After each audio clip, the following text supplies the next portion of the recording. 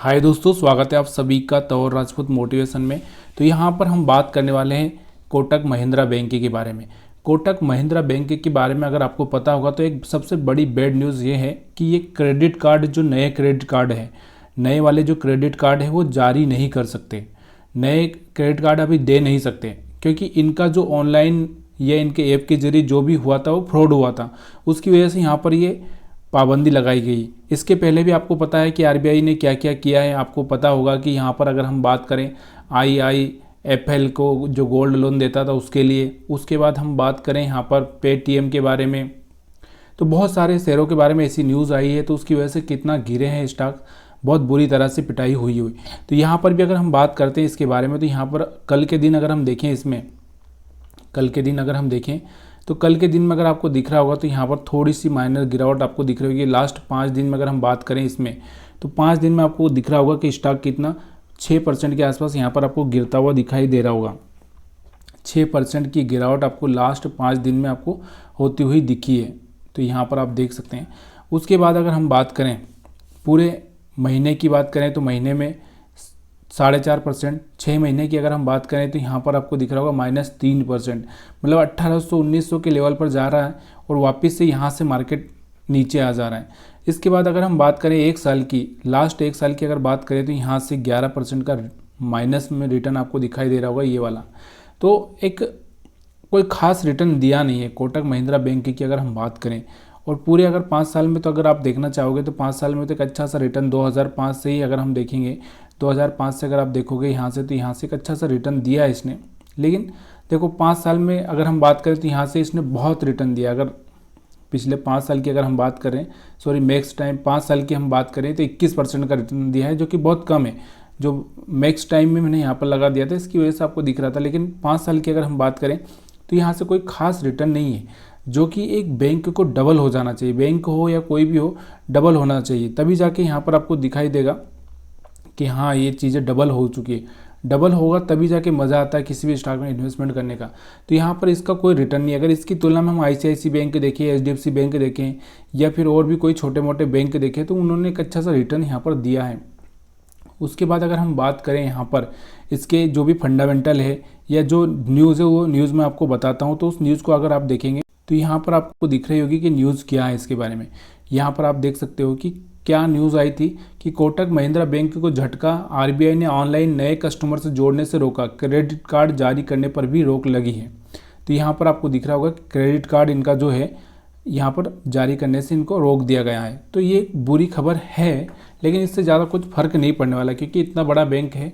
उनके जो पुराने कस्टमर्स हैं, जो पुराने कस्टमर्स तो कहीं जाने वाले नहीं हैं, वो वहीं रहने वाले हैं। थोड़ा सा डिस्क्लेमर ये है कि आप थोड़ा सा पढ़ लीजिए, क्योंकि यहाँ पर हम सिर्फ एजुकेशनल पर्पज़ के हिसाब से वीडियो बना रहे हैं। तो इसका मतलब ये नहीं है कि आप जाकर इसमें जाकर कुछ भी अगर आपके पास है या ना है, या आप लेना चाहे बेचना चाहे, तो ये सब करने से पहले अपने लिए एक डिस्क्लेमर है, ये पढ़ना बहुत ज़रूरी होता है। तो यहाँ पर आपको देखना है यही है कि अगर आप फ्रेश एंट्री बनाना चाहते हैं तो थोड़ा सा रुक सकते हैं, क्योंकि यहाँ पर अगर कस्टमर कम होंगे, मतलब ये क्रेडिट कार्ड नहीं जारी कर पाएंगे, तो इनके कहीं ना कहीं अगले क्वार्टर में थोड़ा बहुत फ़र्क पड़ने ही वाला है, इनके प्रॉफिट पर फ़र्क पड़ना ही है। तो ये सब चीज़ें आपको याद होनी चाहिए। अब हम बात करते हैं इसके फंडामेंटल की। अगर हम फंडामेंटल अगर आप देखना चाहते हो, अगर इनका जो प्रॉफिट है, रेवेन्यू जो जनरेट हो रहा है क्वार्टरली, अगर हम बात कर रहे हैं यहाँ पर, तो क्वार्टरली अगर आप देखना चाहें, देखो यहाँ पर जून 2023 की अगर हम बात करें तो इनके जो रेवेन्यू था 12,000 करोड़ से ऊपर था, मतलब 12,800 करोड़ के आसपास था। उसके बाद यहाँ से 2 सितंबर में भी बढ़ा है, 13,000 हुआ, दिसंबर में भी बढ़ा है, 14,000 हुआ। तो यहाँ पर कहीं ना कहीं बढ़ रहा है। लेकिन इनका जो फाइनेंसिंग प्रॉफिट है, तो यहाँ पर आपको दिख रहा होगा एक माइनस होता हुआ दिखाई दे रहा है। यहाँ पर अगर आप देखना चाहें तो यहाँ पर भी माइनस होता दिख रहा है, यहाँ से बढ़ता ही जा रहा है। मतलब यहाँ से आपको दिख रहा होगा 18 से 14, 14 से 27%। मतलब कहीं ना कहीं यहाँ पर इनका जो फाइनेंसिंग प्रॉफिट होता है वो भी यहाँ से गिरता हुआ दिखाई दे रहा है, जिसमें जो होना ज़रूरी होता है कि एक अच्छा सा प्रॉफिट होना ज़रूरी है। तो यहाँ से अगर हम बात करें जो बिफोर प्रॉफिट, यहाँ पर अगर हम देखें बिफोर टैक्स अगर प्रॉफिट देखें इनका, तो यहाँ पर आप देख सकते हो कि यहाँ पर अगर बिफोर की अगर हम बात करें तो यहाँ से एक अच्छा सा प्रॉफिट इनका बढ़ता हुआ दिखाई दे रहा है। लेकिन यहाँ से इस क्वार्टर में अगर आपको दिख रहा होगा तो इस क्वार्टर में कहीं ना कहीं कम हुआ था। दिसंबर 2023 का जो रिजल्ट आया था उसमें कहीं ना कहीं कम हुआ था, लेकिन यहाँ पर आपको अच्छा से दिख रहा था। और यहाँ पर अगर हम बात करें तो यहाँ से यहाँ तक नेट प्रॉफिट, अगर हम बात करें इनके नेट प्रॉफिट की, तो नेट प्रॉफिट आप देख रहे होंगे तो यहाँ से आपको दिख रहा होगा नेट प्रॉफिट की अगर हम बात करें यहाँ पर, तो आपको दिख रहा होगा यहाँ से 41.50, 44.61, यहाँ से 42.65, मतलब यहाँ पर प्रॉफिट भी आपको कम होता हुआ दिखाई दे रहा है कहीं ना कहीं। तो प्रॉफिट अगर हम बात करें, प्रॉफिट के बाद अगर हम बात करें इसके ईपीएस की, तो इनका ईपीएस भी आपको पता है कि प्रॉफिट के ऊपर सारा का सारा ईपीएस डिपेंड करता है।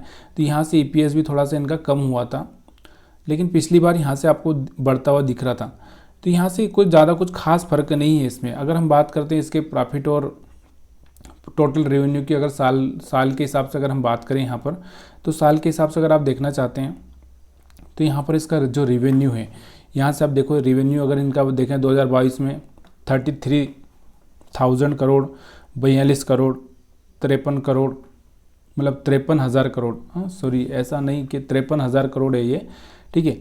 अब हम बात करते हैं यहाँ पर, ये भी थोड़ा सा बढ़ता हुआ जा रहा है, लेकिन यहाँ पर जो इनका अदर इनकम का सोर्स है, अदर इनकम का सोर्स अगर हम देखें यहाँ पर, तो अदर इनकम के सोर्स की वजह से यहाँ से आपको दिख रहा होगा प्रॉफिट होता हुआ।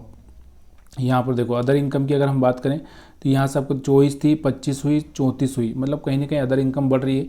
अगर इनका नेट प्रॉफिट अगर देखें हम लोग, तो यहाँ से नेट प्रॉफिट अगर आप देखना चाहते हैं साल दर साल, तो साल दर साल अगर आपको नेट प्रॉफिट दिख रहा होगा तो यहाँ से 12,000 करोड़ था, फिर 15,000 करोड़ हुआ, फिर 17,000 करोड़ हुआ, मतलब यहाँ से बढ़ता हुआ जा रहा है। साल के हिसाब से अगर हम ईपीएस भी देखें तो बढ़ रहा है, यहाँ से एक अच्छा सा बढ़ रहा है, मतलब बैंक खराब नहीं है, बैंक में मतलब आगे चल के ग्रोथ हो सकती है। तो ये चीज़ें आपको थोड़ी सी इसलिए एक शार्ट टाइम, जो एक लॉन्ग टाइम के लिए जो लोग होते हैं उनके लिए यहाँ से सब चीज़ें कोई मायने नहीं रखती, ये खाली एक आप छोटे टाइम फ्रेम के लिए आप देख सकते हैं।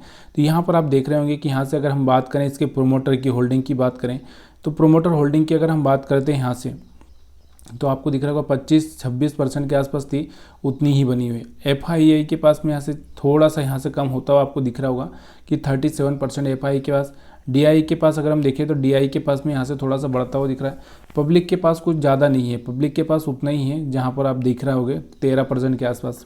तो मतलब एक अगर हम बात करें यहाँ से जनरली अगर हम बात करें कि भाई यहाँ से जो एफडीपी, मतलब जो अगर हम बात करें प्रोमोटर, एफआईआईएस, डीआईआईएस, पब्लिक की बात करें, तो यहाँ से एक अच्छा सा यहाँ पर इनके पास में रेशो है, इसमें कोई प्रॉब्लम नहीं है।